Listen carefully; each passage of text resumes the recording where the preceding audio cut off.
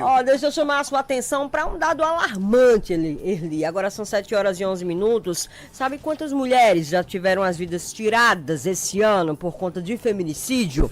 Eu me fiz aqui na essa Paraíba? pergunta na televisão essa semana. Essa semana eu disse, olha, são decorridos tantos dias do ano, eu queria saber quantas mulheres perderam a vida já vítima de feminicídio.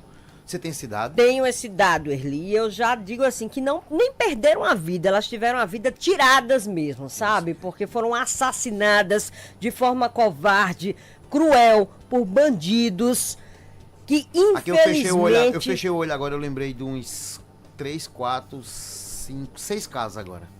Praticamente todo dia a gente tem, de 6 casos aqui agora na minha cabeça. traz notícias aqui relacionadas à violência contra a mulher. Mas só esse ano aqui na Paraíba já foram 23 mulheres que tiveram a vida tirada. Caramba. E no ano passado, Erli, esse número foi ainda maior. 44 mulheres foram assassinadas, foram vítimas de feminicídio. A gente está recebendo agora, com um enorme prazer aqui no estúdio, a secretária de Políticas Públicas e Diversidade Humana da Paraíba, Lídia Moura. Seja muito bem-vinda ao Conexão Clube Tambaú. Eu que sempre estou acostumada a entrevistá-la, até mesmo na sua casa ou na secretaria. Hoje, tendo a honra de recebê-la aqui. Seja sempre bem-vinda. Pois é, muito obrigada. Bom dia para vocês, bom dia Erli, Poliana, bom dia para o Jefferson, para a Helena Gomes, para a Sil e também para o Sérgio Pavanelli, em nome dele, cumprimentar toda a direção dessa empresa tão conceituada. Uma honra estar aqui com vocês cedinho. Eu acordo cedo e tudo, mas é cedinho. É cedinho, a gente se adaptou. O governador chegou aqui ontem e disse, olhou para Josival, vocês apresentam o programa cedo, né? Josival hoje não veio. Tá aqui, chegou acabou de chegar. na TV, Eu tava já na ia TV. reclamar Acabou do de dia chegar. que eu veio, ele não veio. Tava na TV aqui. Ele é Chegou multimídia, agora. né? Aqui a gente tem esse perfil, é TV, é rádio, é Eu estou portal, é bem. rede social. Tudo bem, querido? Bom Ele ver. solta a poiva aqui, vai pra TV, solta lá e corre olha, pra cá de volta. E ninguém manda? segura. Quem manda ser tudo isso? É isso mesmo. Josival você Pereira tá de bem? volta do Conexão Clube Tambaú aí, no Tambaú da Gente Manhã, recebendo agora a secretária Lídia Uma honra estar Moura. aqui com vocês. Secretária, pode trazer um dado aqui agora, aí na minha matemática que eu estudei lá em Dona Luzia, esse ano, 20 e tantos casos. 23. 23 casos. Eu fiz uma conta aqui básica de cabeça, que é uma a cada 15 dias esse ano. O ano passado foi maior, eu fiz uma conta, era quase que uma por semana. Tá? Ou seja, esse dado que foi diminuído, essas vidas poupadas em diferença do ano passado para cá, é por conta desse trabalho executado já pela Secretaria. Então, esse trabalho ele é contínuo e vem acontecendo há muito tempo. Na verdade, nós estamos celebrando uma redução, né, de cerca de 40%, mas ainda assim É muito. a gente nem consegue celebrar, porque enquanto a gente perder uma mulher, estamos todas e todos derrotados, né? Não era para ter nenhum caso de uma mulher ter a vida ceifada por feminicídio, pelo simples fato de ser mulher muitas vezes. Então isso é uma tragédia, é uma verdadeira guerra contra as mulheres, é uma guerra mesmo. A ONU Mulheres nos traz um dado estarrecedor. No ano de 2023, nós perdemos no mundo mais de 83 mil mulheres para o feminicídio. Então veja que é uma guerra, eu comparo com a guerra mesmo. A guerra do Iraque, né? Eu sempre trago essa comparação, a guerra do Iraque que pega todas potências bélicas, né, do mundo, morreram 92 mil pessoas. Nós tivemos um comparativo para o mesmo período da mesma ONU Mulheres, que foram 96 mil mulheres. Então, é uma guerra instalada permanentemente. As mulheres são mortas dentro de casa, na frente dos filhos, por motivos banais. Não que haja um motivo justificado em nenhuma hipótese para esse crime bárbaro. Um dado aqui, mas são secretária. banais, as razões para além disso, além de tudo, são banais, né? A gente tem a guerra da Ucrânia e a Rússia, mais de 70 mil pessoas que lutavam na guerra do exército da Rússia, ou seja, é uma guerra. E ainda se você pega o comparativo, né? Em um ano, 83 mil mulheres. Essa é a muito realidade mais. do mundo. Aquele massacre de Gaza, no Hamas, 48 mil mortos. Um massacre. E é terrível. É claro. Nós não estamos aqui a dizer que é menor este ou aquela situação. Mas é terrível. O que eu quero dizer é que há uma guerra permanentemente instalada contra as mulheres. Agora, secretária, veja bem, você estava falando aí, o ano passado eu tive essa mesma sensação, porque o 2023 também o número de feminicídio foi menor do que 2022, né? Tá vindo uma queda. Mas quando a gente está aqui, e Poliana sabe disso, a sensação que a gente tem Aqui é diferente. que a realidade é diferente. Assim, a gente só vê a notícia. Não quis mais, o cabo vai lá e não quis mais. Toda semana a gente tem uma notícia dessa natureza. Por que essa sensação? Tem quer dizer, se não é o feminicídio, outro tipo de violência que está dando essa sensação de que os crimes estão aumentando? Não, na verdade, nós estamos conversando mais sobre isso, né? Os meios de comunicação, a própria sociedade, há uma abordagem maior. Houve um tempo que havia um silêncio sobre isso, né? Havia um silêncio, aquele velho ditado que em briga de marido e mulher não se mete a colher, quando a gente tem que meter o faqueiro inteiro, mas havia um silêncio maior. Hoje em dia, nós estamos discutindo o assunto, estamos levando o assunto para a pauta, para a escola, para todos os lugares. E me parece também que as mulheres estão denunciando mais. Agora, há aumentos de violência, sim. O ano passado, por exemplo, por que nós temos um comparativo aqui que eu nem celebro? É que o ano passado foi terrível, né? Esse ano é terrível, mas o ano passado foi muito. Se eu não estou enganada, foram mais de 70 mulheres assassinadas, porque eu acompanhei o mapa da violência que foi explicado pelo governador no ano passado. O que acontece naquele momento ali, teve um fim de semana, não sei se vocês lembram, nós perdemos, em 5 dias, nós perdemos 7 mulheres numa sequência, não é? Esses dias agora. Então, nós estamos todos muito traumatizados, né? A sociedade começa a se traumatizar com isso. E de certa maneira, se há um trauma, a sociedade precisa reagir. O que é o dado que nós temos concreto para dialogar com a sociedade, com a imprensa e com toda a sociedade? Aquelas mulheres que estão sob proteção, que conseguem denunciar, que alguém ajudou para denunciar, que estão nos serviços, nós não perdemos nenhuma. Só para complementar essa informação, Josival, dela, eu estou fazendo a pesquisa aqui, e foram 85 mulheres em 2022 assassinadas na Paraíba, e teve esse fato no mês de fevereiro, onde 7 mulheres foram assassinadas na mesma semana. Porque nem todas as mortes, a gente só considera o feminicídio após a causa finalizar. Por isso que às vezes tem uns dados que nos deixam confusos. Né? Você acaba de dar uma declaração, quando a gente estava colocando aqui, que você diz assim, nenhuma das mulheres que estavam sob proteção, elas se tornaram vítimas. Esse dado aí termina, veja bem, há uma, Poliana vai saber disso, que tem entre a população, há uma ideia que essas denúncias, que a proteção, que se você denunciar é pior, que a proteção não protege, enfim, havia, vou dizer assim, essa sensação. Não existe, então, o fato concreto é que tanto sob proteção não é vítima. Não morre. Nós não perdemos nenhuma mulher. A Patrulha Maria da Penha, por exemplo, está aí desde 2019, nós não perdemos nenhuma mulher. As mulheres que foram para casa-abrigo, nós não perdemos. As mulheres que, mesmo aquelas que procuraram apenas o centro de referência, que nem fizeram denúncia, do ponto de vista nem da justiça, nem da polícia, elas estão protegidas.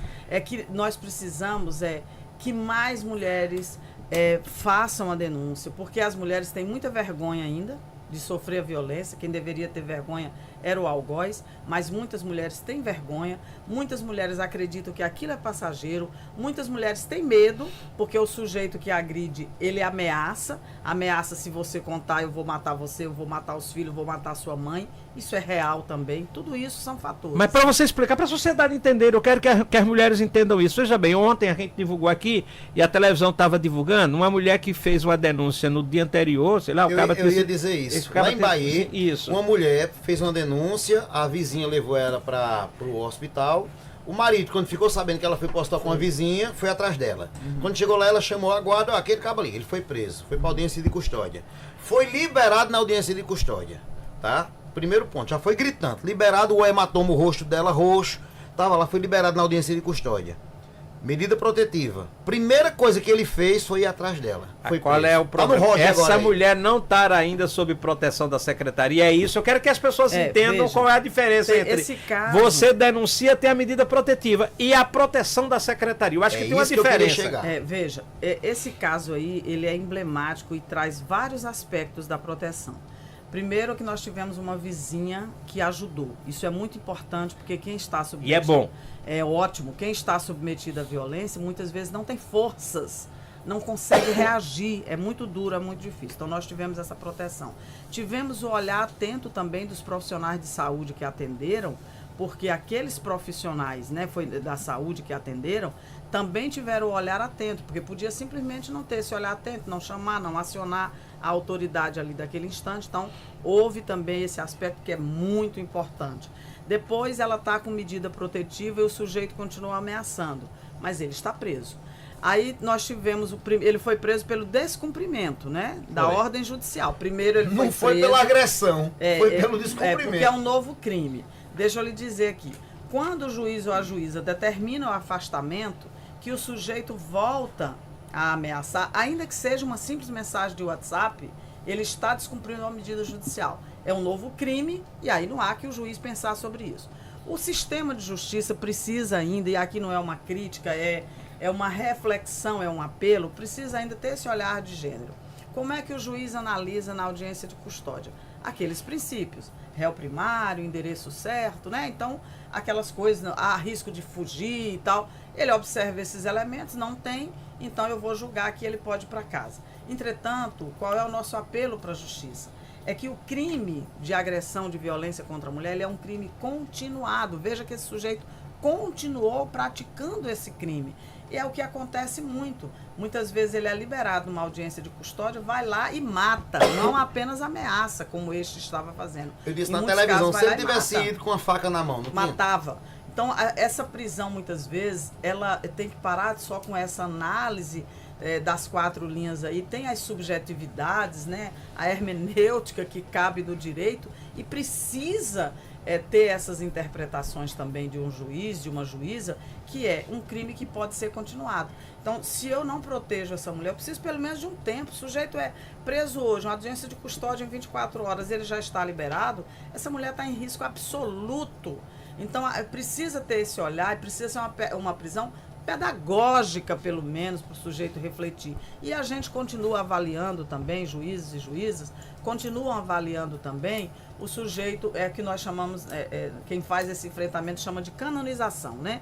É bom filho, é bom vizinho. Ontem é bom a gente mulher trouxe um conhece. caso aqui de um homem que bateu na mulher, que é justamente esse que foi atrás dela e tudo mais, que ameaçou, que todo mundo, até a própria família dele, é uma boa pessoa, mas quando bebe, se então, transforma. só potencializa. Mas veja, se você tem um vizinho maravilhoso aqui e de repente chega a notícia que ele assaltou um banco, você vai ficar estarrecido e dizer, nunca imaginei, mas você não quer que ele fique impune, né?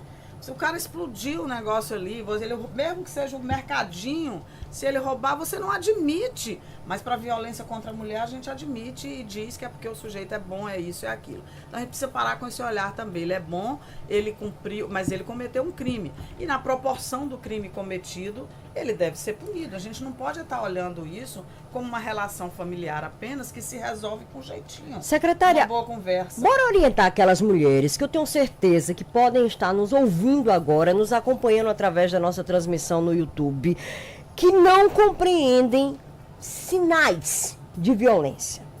Aqueles que a gente considera pequenos, mas com as aspas bem grandes, sabe? Que não são pequenos. Nenhum sinal de violência a gente deve assimilar, aceitar. Quais são aqueles sinais, vamos chamar de primários, que Olha, muitas das vezes começam e vão crescendo até chegar no ponto do feminicídio? o desrespeito, não respeitar você enquanto pessoa, qualquer situação de contrariedade, vem aqueles xingamentos, muitas vezes vem empurrões, muitas vezes a violência patrimonial, bater na mesa, porque às vezes ele quer bater na mesa ou na parede, querendo esmurrar você. Como ele ainda não chegou ao ponto, ele começa a bater nas coisas, que é uma maneira de lhe intimidar. Você vê um murro daquele na parede ou na mesa, seja onde for, você vai dizer, meu Deus, se isso aí fosse mim, não é o que seria de mim. Então, isso tudo também. Você começa a controlar, às vezes, até as amizades familiares, você não quer que visite família, você muda aquilo tudo, aquele controle excessivo, você também comete a violência patrimonial em muitos casos. Seu dinheiro, você não sabe gastar não, quem tem que controlar sou eu. Seu salário você vai fazer besteira, não sei o quê. Olha, mas eu precisava de um dinheirinho para ir ali ao salão. Não tem isso não. Fica refém. Então, fica refém. Você para de controlar a sua própria vida. E os xingamentos, os empurrões e os tapas, eles são os mais comuns, né? Outra coisa, depreciar a pessoa. Burra, você não sabe de nada, você é uma topeira.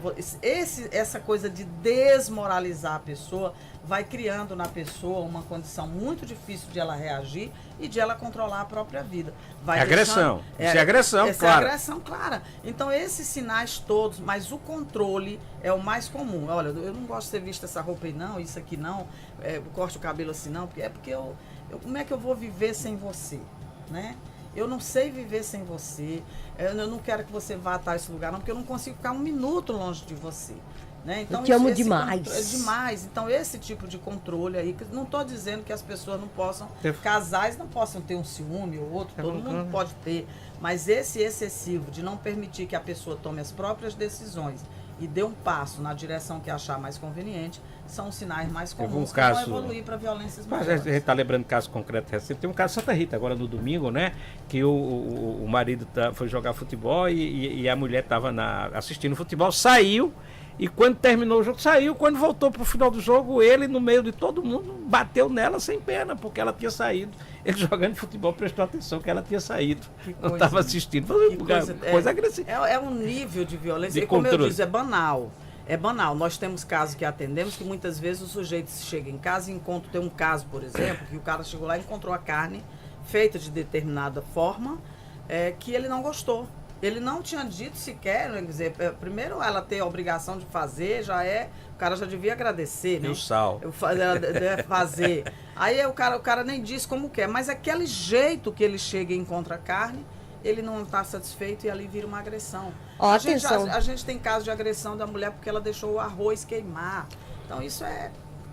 Atenção, gente, porque enquanto a gente conversa esse assunto tão importante com a secretária Lídia Moura, me chega a informação de que uma mulher foi agredida pelo marido e teve o braço quebrado. Para trazer essa informação aqui com prioridade, olha só, uma mulher ficou bastante ferida após ser espancada pelo marido durante uma festa de confraternização aqui em João Pessoa, isso nessa terça-feira. Segundo a vítima, o companheiro teria chamado para ir para essa comemoração e depois de algum tempo ele começou a brigar com ela e dizer que ela não deveria estar ali.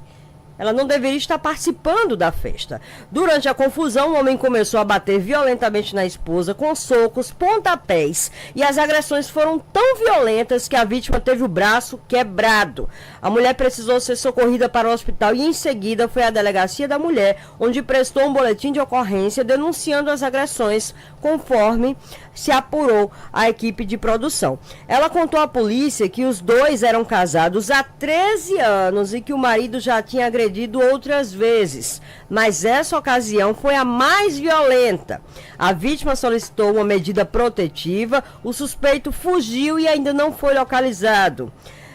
Ele fugiu após o crime e ainda não foi localizado. Então eles estavam juntos há 13 anos. Mais uma pergunta, foi numa festa e ninguém conteve. Numa festa de confraternização e ninguém teve coragem de se meter. Confraternização, viu? Mas eu digo assim, veja, pela narrativa, foi numa festa pressupõe que tem outras pessoas. Ninguém contém esse sujeito, ninguém para esse sujeito, entendem? Então isso que a sociedade precisa reagir. É uma violação dos direitos humanos. E assim, na minha frente, na sua frente, não pode acontecer. Você tem que pelo menos chamar a polícia, gastar pelo menos um telefonema. É disso que se trata. A violência ainda hoje, tem uma mulher sendo espancada, a sua vizinha, você acorda no meio da noite, você se aborrece com barulho, classifica de baixaria, quer dormir e vai, vira para o outro lado, deita e dorme. Isso não pode. Então você tem que pelo menos telefonar para o 190, porque pelo menos a polícia militar vai conter e evitar um feminicídio. Aí algumas pessoas dizem, mas e ela, eu denunciei e depois ela voltou com o sujeito. A mulher vítima de violência não precisa de julgamento. A gente precisa ampará-la. Há vários fatores que impedem muitas vezes dela sair do ciclo da violência. A gente recebendo aqui hoje no programa, queria liberar o telefone para você mandar sua mensagem, talvez ligar para cá, 3015 3737, 991283335, a gente recebendo aqui a secretária da Mulher e da Diversidade Humana, Lídia Moura. Secretária, e foi entregue há 2 dias atrás a nova sede, tá, da secretaria, ou seja, da secretaria ali no bairro de Jaguaribe. O que essa sede vai facilitar, né, de aconchego às mulheres que vão até lá? Então, na verdade, essa sede ela abriga os técnicos e técnicas que vão fazer essa política. É uma demonstração do governador João Azevedo, que para ele essa é uma política relevante e importante. Normalmente, a política para as mulheres ela é feita de uma maneira mais acanhadinha. Até as instalações elas ficam ali numa salinha meio encostada, né, uma coisa meio acanhada. E no estado da Paraíba, não. Há um volume de trabalho que requer uma estrutura para o desenvolvimento desses projetos e dessas ações, com toda a estrutura, com equipamentos adequados, com todo o conforto, mas com uma sede que a gente possa desempenhar um papel de maneira eficaz. Então, para além disso, é um belo equipamento que a gente ajuda a repovoar a parte histórica da cidade, a parte central da cidade. Isso é muito bom também, um casarão que foi revitalizado, restaurado e que estão as instalações adequadas para uma política que para o governo da Paraíba é uma política muito relevante. E é um dos problemas que a gente avalia, inclusive, nessa política, é o fato de que no país é uma política do faz quem quer. O governante que quer, ele tem essa política. O que não quer, não tem e fica por isso mesmo. Ninguém imagina uma cidade ou um estado ou mesmo a nação sem a política para a educação, né? Sem a obrigatoriedade da aplicação de recursos para a saúde, para a habitação, para tantas outras. Mas essa política, quem quer fazer faz, quem não quer não faz e não há nenhuma sanção em torno disso, nenhuma cobrança em torno disso. É assim que nós ainda temos estados e cidades no Brasil que não tem nenhum equipamento, que não tem nem mesmo uma secretaria articuladora das políticas com os demais entes governamentais para garantia de direitos das mulheres. Deixa eu agradecer a secretária Lídia Moura, porque a Helena disse que o nosso tempo já está curtinho, né, Helena? Dá tempo ainda para uma perguntinha? Então pronto, vai, Josival. Teve um momento em que havia o movimento das mulheres, mas a justiça era lenta, não resolvia os problemas. Depois a justiça foi criando suas varas especializadas, seus grupos especializados, seus movimentos. Como é que está hoje os julgamentos dessas ações das mulheres na justiça? Tem celeridade? Está demorando? Então, tem celeridade. Aqui e ali a gente encontra uns casos que nos deixam bastante preocupadas. Um caso que nos deixou extremamente preocupado foi aquele caso do elevador, daquele médico, que eu até esqueci o nome do sujeito agora. Não sei o que. Casado. E aquele caso foi transferido à audiência 2 vezes por manobras da defesa e se adiou uma audiência por 6 meses. Isso, no meu entender, é algo esdrúxulo. Que você tenha que adiar uma audiência, muito bem, mas você jogar para o ano seguinte... Então, às vezes, ainda acontece e é lamentável. Mas os juízes e juízas têm julgado muito rápido, sobretudo o deferimento de medidas protetivas, né? Tem sido rápido, que antes havia muita morosidade nisso. Hoje em dia, nós temos os casos seguindo melhor. Eu diria apenas que a justiça precisa desse olhar de gênero a que me refiro, que é na hora de julgar os casos, não importa essa canonização do sujeito. Ele cometeu um crime, uma violação dos direitos humanos das mulheres e deve ser tratado desse modo. Pode ser que ele seja um bom filho, pode ser que ele seja um bom vizinho, mas é um sujeito que cometeu um crime cruel contra a sua companheira em geral. Então, precisa ter esse olhar de gênero nesse sentido. Mas o que nós precisamos, e temos boas leis também, mas precisamos avançar nessa aplicabilidade. Secretária Lídia Moura, muito obrigada, seja sempre bem-vinda. Parabéns por essa sede, é bom ver essa evolução. Antigamente nem sede tinha, né? Por diversas vezes, mesmo assim a senhora abre a porta da sua casa, a gente vai lá, te entrevista, tem sede menorzinha, agora com sede maior, merecido demais essa discussão, seja sempre bem-vinda aqui, se Deus quiser, para a gente trazer políticas de avanço para as mulheres e não apenas de coibir a violência contra a mulher. Estamos interiorizando essa política, né? E eu sou muito grata que vocês, ao debater essa temática, estão ajudando, sem dúvida nenhuma. Então, muito obrigada. Se não os encontrar até esses próximos dias, um excelente Natal, um excelente Ano Novo e que a gente possa, em 25, ter esses números reduzidos da violência contra a mulher. É uma tarefa dura. Por isso mesmo, nós precisamos de todas as pessoas e precisamos também da imprensa. Muito obrigada.